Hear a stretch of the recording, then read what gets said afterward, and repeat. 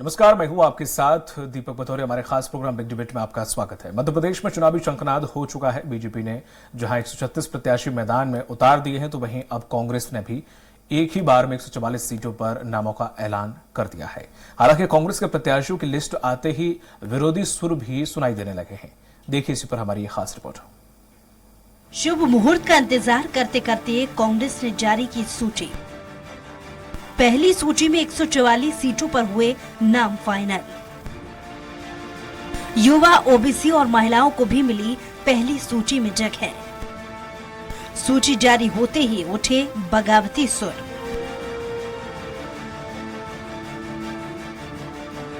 जल्द करते करते कांग्रेस ने आचार संहिता लगने के बाद अपनी पहली सूची जारी कर दी है। पहली सूची में कांग्रेस ने नए पुराने युवा और दल बदलुओं को मिलाकर 144 नाम फाइनल किए हैं।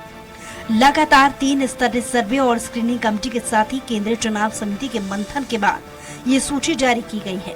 शुभ मुहूर्त का इंतजार कर रही कांग्रेस ने पहली सूची के लिए नवरात्रि के पहले दिन तक इंतजार किया और नवरात्रि के पहले ही दिन एक ही सूची में बीजेपी ने 136 के सामने 144 उम्मीदवारों के टिकट फाइनल कर दिए। कांग्रेस जहां इस सूची को जिताऊ सूची मान रही है, तो वहीं बीजेपी इसे गुटबाजी और परिवारवाद से जोड़कर हमलावर हो रही है। बीजेपी प्रदेश अध्यक्ष वीडी शर्मा ने सोशल मीडिया प्लेटफॉर्म एक्स पर पोस्ट करते हुए कांग्रेस पर तीखा हमला बोला। वीडी शर्मा ने लिखा, कांग्रेस प्रत्याशियों की सूची में सबसे ऊपर ये 4: परिवारवाद, महिला अत्याचार, अपराध और भ्रष्टाचार। जनता के बाद अब कांग्रेस हाईकमान को भी कमलनाथ पर विश्वास नहीं रहा। यही कारण है कि छिंदवाड़ा जिले में कमलनाथ को छोड़ किसी भी वर्तमान विधायक की टिकट फाइनल नहीं हुई। कमलनाथ और कांग्रेस के खिलाफ जन आक्रोश है, ये कांग्रेस हाईकमान को भी पता है। कांग्रेस की पहली लिस्ट में कुल प्रत्याशी 144, सामान्य प्रत्याशी 47, अल्पसंख्यक प्रत्याशी 6, ओबीसी प्रत्याशी 39, अनुसूचित जाति प्रत्याशी 22, अनुसूचित जनजाति के प्रत्याशी 30, 50 साल से कम के युवा प्रत्याशी 65, महिला प्रत्याशी 19। पहली लिस्ट में महिला, युवा, आदिवासी और महिलाओं को जगह देने वाली कांग्रेस अपनी सूची को फुल प्रूफ मानकर चल रही है। कांग्रेस के जीत के तमाम दावों के बीच में अब पार्टी के अंदर खाने से विरोध के सुर भी सुनाई देने लगे हैं। जहां एक तरफ पवई में घोषित प्रत्याशी के पुतले दहन किए जा रहे हैं, तो वहीं कांग्रेस नेता अजय सिंह यादव और शारदा खटीक ने सूची में उपेक्षा की बात करते हुए पार्टी के पदों से इस्तीफा दे दिया। कांग्रेस में उठे इन बगावती सुरों पर बीजेपी अब खूब सुर मिलाती नजर आ रही है।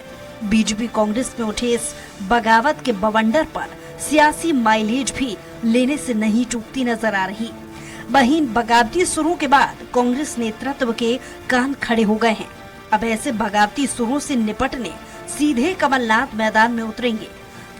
सभी जिला संगठन के पदाधिकारी डैमेज कंट्रोल के लिए समन्वय बनाएंगे, जिस पर सीधे कमलनाथ निगरानी करेंगे। कांग्रेस हो या बीजेपी, दोनों के टिकट बंटवारे के बाद बगावती सुर देखने को मिले। बीजेपी में जहां कार्यकर्ता गलत टिकट बांटे जाने के बाद कह रहे थे, तो वहीं कांग्रेस की लिस्ट के बाद इसी तरीके के सुर सामने आ रहे हैं। हालांकि तेज के रण में दोनों ही पार्टियां किसी तरीके की कोताही बरतना नहीं चाह रही है। अब देखने वाली बात होगी कि पार्टियों में हो रहे इस प्रकार के बगावत पार्टियों को किस ओर ले जाएगी और राजनीतिक दल इन बगावती सुरों पर किस प्रकार काबू पाकर सत्ता के सिंहासन पर काबिज होंगे। सलमान खान, स्वराज एक्सप्रेस, भोपाल। और इसी मुद्दे पर चर्चा करने के लिए हमारे साथ खास मेहमान जुड़े हुए हैं। बीजेपी प्रवक्ता मंजरी जैन जी हमारे साथ जल्द ही जुड़ेंगे। कांग्रेस प्रवक्ता जुड़े हुए हैं रोहित यादव जी। रोहित जी, आपका बहुत बहुत स्वागत है।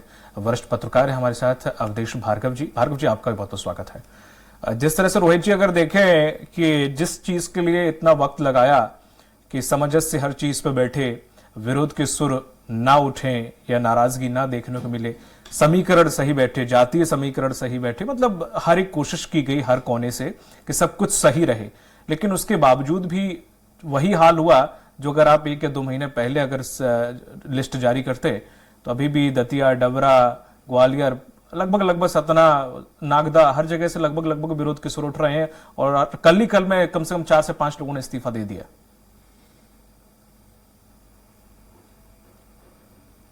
लोकतंत्र का एक निशान मानता हूं कि ये बिल्कुल ऐसा होना चाहिए। सिम्टम है अच्छे लोकतंत्र के और किसी भी राजनीतिक पार्टी के लिए कि जहां पे दावेदार भी अपने आप में जानते हैं कि हम सक्षम हैं और पार्टी का निर्णय कि अगर विरोध में जाते भी हैं तो उनको चर्चा करके उनको संभाला जाएगा। मगर यहाँ एक अंतर देखने को मिलता है। हमारी पार्टी में ऐसा कोई भी नेता नहीं है जिसने ये कहा हो कि हम टिकट मिलने के बाद लड़ना नहीं चाहते।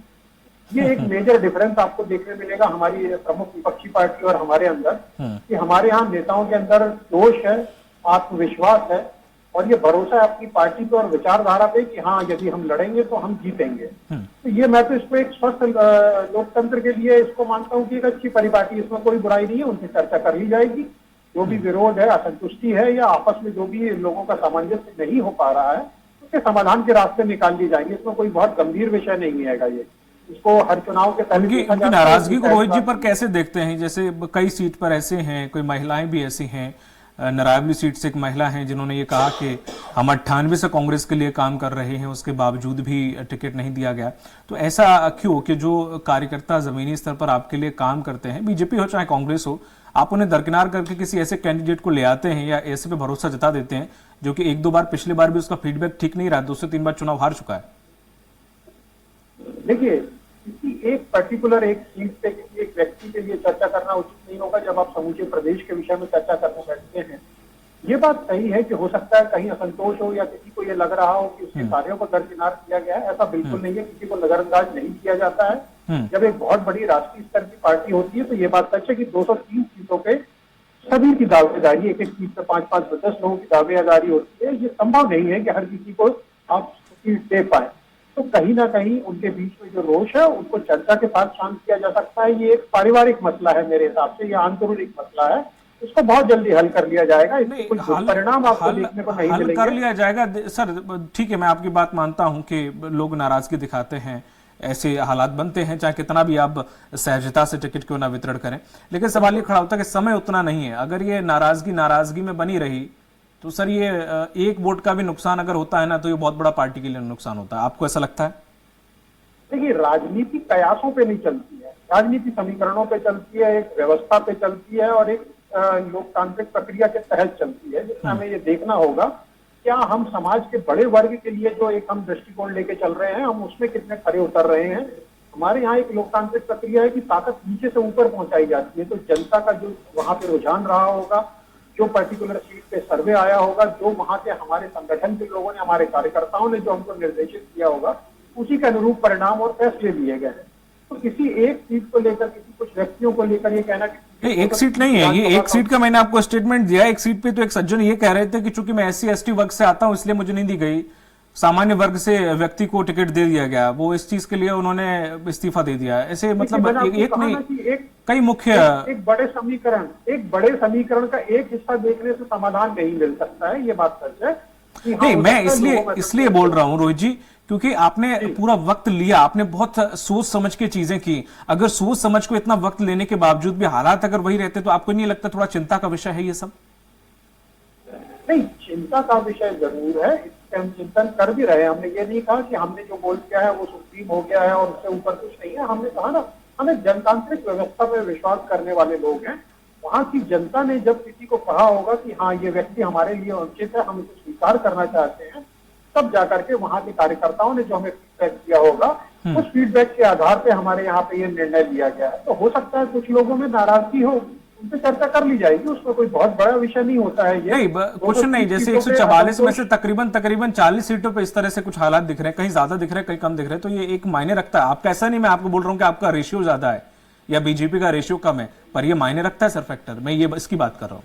नहीं, मायने बिल्कुल रखता है। मैंने ये नहीं कहा कि हमारे जो लोग असंतुष्ट है वो हमारे लिए मायने नहीं रखते हैं। आप ये बात को ध्यान में रखिएगा कि हमारा हर एक कार्यकर्ता हमारे लिए बिल्कुल बराबरी का मायने रखता है, चाहे वो छोटा हो, बड़ा हो, किसी पदाधिकारी हो या कोई मंत्री हो या कोई केंद्रीय मंत्री क्यों ना हो। तो हम सबको बराबर का सम्मान देते हैं और सभी की बात बराबरी से सुनते हैं। ठीक है भार्गव हमारे जी, यहाँ किसी जातिगत ठीक है मनोज जी आपके पास आता हूं। भार्गव जी, जिस तरह से अगर देखें कि कांग्रेस ने बड़ी लेट सूची जारी की, हालांकि उन्होंने कई सीट पर बड़ा अच्छा समीकरण बिठाया, कुछ सीट तो बड़ा स्थायी सीट है, उन्हें छेड़ा भी नहीं, लेकिन फिर भी इस तरह के सुर उठ रहे हैं। बीजेपी में चूंकि कैडर बेस्ड पार्टी है तो वो अपनी लोगों की आवाज को अपने हिसाब से जोड़ के बिठा देते हैं या जो भी कर देते हैं। कांग्रेस इस पूरे डैमेज कंट्रोल को कैसे संभालेगी, क्योंकि एक बगावती पूरा सीट का खेल खराब कर सकता है? भार्गव जी, देखिए ऐसा है कि जब भी राजनीति की बात आती है तो राजनीति में कोई भी साधु सन्यासी नहीं आता है। वो आता है महत्वाकांक्षा लेकर के, और महत्वाकांक्षी व्यक्ति हमेशा ये चाहेगा कि उसकी उन्नति हो। लेकिन कोई भी राजनीतिक दल हो, उसने एक परिपाटी बना ली है कि जो सिटिंग है वो सिटिंग है, क्या उसके अलावा और कोई जनसेवक नहीं है? अगर बगावत हो रही है तो बगावत का कारण भी यही है। आप सर्वे पर भरोसा करते हैं, आपने सर्वे करवाया उस एजेंसी से जो उस क्षेत्र की भौगोलिक स्थिति से परिचित नहीं है, सामाजिक स्थिति से परिचित नहीं है। 4 लोगों से पूछा, मैं 100 में से 4 लोगों से पूछ लूं और 4 लोगों की राय को मैं सर्वे मान लूं। आपकी जिला कमेटियां क्या कर रही थी? जिला कमेटियां जब वहां है, जिला कमेटी से आप लीजिए, एक कैडर वर्क होना चाहिए। आखिर वो कार्यकर्ता पालकी उठाए उठाए उसके कंधे छिल रहे हैं तो उसको क्या मिल रहा है? और जब सरकार बनती है तो उनको बेचारों को पंचायतों तक में जगह नहीं मिल पाती, कारपोरेशनों में नहीं मिल पाती, मंडलों में नहीं मिल पाती। रहा ये कि जो नाराज हैं, आपने जैसे अब बुधनी में कैंडिडेट उतारा विक्रम मस्ताल को, वहां विरोध हो रहा है उसका, आपके कांग्रेस के लोग विरोध कर रहे हैं। अरे 2 महीने पहले आपने पार्टी ज्वाइन करवाई, आज उसको कैंडिडेट बना दिया। उसकी पब्लिसिटी जो रामायण सीरियल में थी, क्या वो जनता के बीच में है? कितने लोग बुधनी के जानते हैं ऐसे? आज वही लोग आपके विरोध में आ गए। छिंदवाड़ा में ले लीजिए, कमलनाथ जी चुनाव लड़ेंगे, वहां से जो कैंडिडेट बीजेपी का आया है उसको देख लीजिए, बीजेपी में भी नाराजी है। आप ऐसा एक दूसरे से या तो समन्वय करके सब नूरा कुश्ती खेल रहे हैं, और या फिर जनता को आप पागल समझ रहे हैं। सबसे बड़ी चीज यह है कि नाराजों पर नजर रखने के लिए तो कमलनाथ जी बहुत माहिर हैं, बहुत तेज हैं। सिंधिया जी भी एक बार नाराज हुए थे, उन्होंने कहा था कि ये कॉलेज के प्रोफेसरों की अगर बात नहीं मानोगे तो हमें सड़क पर उतरना होगा। तो कमलनाथ जी कहा था उतरना है तो उतर जाओ, और आखिर वो उतर गए। तो कहीं ऐसा नहीं हो कि नाराजों पर नजर रखते रखते आप कहीं फिर ऐसी नाराजी न जाहिर कर दे कि पार्टी में कुछ उथल पुथल हो जाए। ठीक है, मंजरी जी भी हमारे साथ जुड़ गई हैं। मंजरी जी, जिस तरह से देखा जाए आपका तो डैमेज कंट्रोल बहुत समय से हो रहा है और अभी तक शनिवार तक मीटिंग होती रही है बीजेपी ऑफिस में, जिसमें आपके सभी दिग्गज चुनाव प्रभारी हो, चाहे सभी लोग सीएम हो, चाहे सभी लोग बैठे, नरेंद्र सिंह तोमर। ग्वालियर चंबल संभाग में जिस चीज का डर है वहां वही चीज हो रही है। अनूप मिश्रा अलग खड़े हो रहे हैं, नारायण जी अलग खड़े हो रहे हैं, रुस्तम सिंह को इस्तीफा देने के घूम रहे हैं। भाई यहाँ तो एक नहीं कई लोग हैं, और पूरे चंबल संभाग पे ऐसा नहीं कि अनूप मिश्रा को कम आंक सकते हैं, रुस्तम सिंह को कम आंक, सबका एक अपना बहुत अच्छा जनाधार है। यहाँ तो बहुत बड़ा खेल बिगड़ जाएगा अगर नहीं सद पाए तो। ये अनूप मिश्रा कब तक सदे? हर बार चुनाव में आप ये कह देते हो इस बार रुक जाओ, इस बार बैठ जाओ, अगली बार देख लेंगे। देखिए, भारतीय जनता पार्टी जो है वो अनुशासनात्मक पार्टी है। मैं समझती हूँ कि अगर कोई परिवार में थोड़ा बहुत रुकता है तो पार्टी का नेतृत्व है, शीर्ष नेतृत्व है, वो उसको संभालेंगे। तो आज अनूप मिश्रा जी भी है तो वो हमारे वरिष्ठ नेता है, हम उनका सम्मान करते हैं। रुस्तम सिंह जी भी है तो वो हमारे वरिष्ठ नेता है, हम उनका सम्मान करते हैं। ये स्थिति तो कांग्रेस में देखने को मिलती है। आप देखिए कैसे मंचों पर, सड़कों पर और पीसीसी के दफ्तर में कैसे कांच फोड़े जा रहे हैं, आए दिन इनके यहाँ से इस्तीफा हो रहा है। तो इन्होंने जो कार्यकर्ता के अधिकारों का हनन किया है वो आप देखिए सड़कों पर दिख रहा है। इनकी पूरी सूची देख लीजिए, परिवारवाद हावी है, भ्रष्टाचार में लिप्त लोगों को टिकट दिए गए, जो महिलाओं के प्रति अपराधी हैं उनको टिकट दिए गए हैं, और कई अपराधी लोगों को, तकरीबन 50 लोग ऐसे हैं जो अपराधी हैं और उनको टिकट दिए गए। मैं समझती हूँ भारतीय जनता पार्टी के जिन जिन प्रत्याशियों को घोषित किया गया है वो सब जनता के बीच में रहने वाले जन सेवकों को, जो जनता के दुख दर्द में हमेशा शामिल होते रहे, ऐसे लोगों को टिकट दिया गया है। तो निश्चित तौर पर भारतीय जनता पार्टी जो है वो 2023 में आने वाले समय में पूर्ण बहुमत के साथ वापस सत्ता में आएगी। जी नहीं तो ऐसे कैसे दर्द बांटते रहे? जो 2 महीने पहले आए हैं, 1 महीने पहले आए, कुछ तो 1-2 दिन पहले आए हैं, उन्हें टिकट मिल गया। उनका नाम महिलाएं यहाँ बहुत अच्छी तरह से जानती हैं, फिर वो जनता का दर्द किस तरह से बांटते रहे बीजेपी की तरफ से मैडम? देखिए ये तो कांग्रेस में है कि बाहर से आए हुए लोगों को टिकट दिए गए हैं। मैं तो उनकी बात ही नहीं कर रहा हूँ, तो आपकी पार्टी की बात कर रहा हूँ मैडम। आपका डैमेज आपको होगा, उनका डैमेज उनको होगा, तो ये आपका डैमेज उनको थोड़ी ना होगा मैडम। हमारी पार्टी में कोई डैमेज नहीं है, इतनी बड़ी पार्टी है, विश्व की सबसे बड़ी पार्टी तब तक वो रात भर मैडम मीटिंगें चल रही हैं, आप बोल रहे हो डैमेज कंट्रोल वाली बात नहीं आ रही। आप मेरी बात सुनिए, बैठक क्यों नहीं चलेंगी भाई? हमें डैमेज कंट्रोल पे चल रही है। बड़े लोग उसका जो है निर्णय करेंगे तो स्वाभाविक वो जो डैमेज कंट्रोल इसके लिए भी। लेकिन एक बात सुनिए, इतनी बड़ी पार्टी है, हमने इतने सारे प्रत्याशियों को घोषित किया है, तो थोड़े तो कुछ घटनाएं हो सकती है, लेकिन वो परिवार के अंदर है, परिवार के बाहर नहीं है। लेकिन आप कह रहे हैं आप, ठीक है मंजरी जी, ये परिवार की आप बातें कर रही हैं, ये परिवार के कुछ लोग रूट के उधर पहुंच गए दूसरे परिवार में, और पिछली बार कुछ परिवार के लोगों ने खेल बिगाड़ दिया, तो ये परिवार के लोग और परिवार के लोगों ने तो पूरी कांग्रेस को बिगाड़ दिया था, सरकारी गिरा दी थी परिवार के लोगों ने। तो ये परिवार के लोग करके ये थोड़ा सा अजीब लगता है। देखिए हमारे परिवार का झगड़ा है वो सड़क पर नहीं आता, अंदर होता है और वो उसको संभाल लिया जाता है। मैं ये कह रही हूँ कि इतना बड़ा परिवार है, अगर एक दो लोगों को कोई दिक्कत होती तो उसको संभाल लिया जाता है। लेकिन कांग्रेस को देखिए, कितने नेता इस्तीफा दे रहे हैं, कितने नेता सड़क पर हैं, कुत्ते जलाए जा रहे हैं, किस तरीके से इनका प्रदर्शन हो रहा है। इनके यहाँ ये दिक्कत है, हमारे यहाँ नहीं। हमारे यहाँ अनुशासन में एक कार्यकर्ता और हर कार्यकर्ता पूरे उमंग जोश के साथ हर बूथ पर, जो इवन की पन्ना प्रमुख भी आज पूरे अपनी मुस्तैदी से खड़ा है अपनी जिम्मेदारी को लिए। और फिर भी अगर मंजरी जी, फिर भी अगर देखें तो कांग्रेस के लोग इस बार कम आए, बीजेपी के ज्यादा पहुंचे हैं, वो भी घाटी नेता पहुंचे वहां पे। कोई पूर्व सांसद है तो कोई पूर्व विधायक तो कोई पूर्व मंत्री, ऐसे हाल है। देखिए आप ये गलत आकलन कर रहे हैं। मैं आपसे कहना चाहूंगी कि हमारे यहाँ इस तरीके का नहीं है। हाँ, वो आपकी पार्टी कैडर बेस्ड पार्टी है, स्वतंत्र पार्टी है, परिवार बड़ा है और परिवार में ये सब होती रहती है। मैडम ये लाइनें मुझे भी याद है, जनता भी जानती है। ठीक है, मैं आपके पास आऊंगा। रोहित जी, जिस तरह से परिवार सबका बड़ा है,